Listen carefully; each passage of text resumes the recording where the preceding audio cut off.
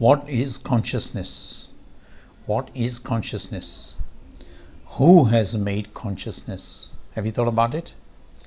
What is inside consciousness? A penny for your thoughts.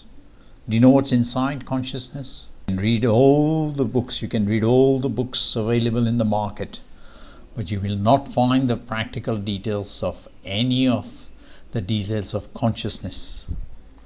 You can ask your gurus, you can ask your mentors, you can ask knowledgeable people who have knowledge and experts and written books on consciousness, but they still are in darkness. They don't have a clue, let's be honest.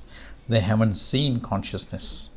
Krishna alone reveals the entire mystery of consciousness, how it is made, who has made consciousness, when it was made, how does it function, what happens at time of death and rebirth, and so on and so forth.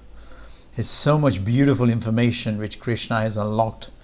MC theory of consciousness is the first complete theory of consciousness.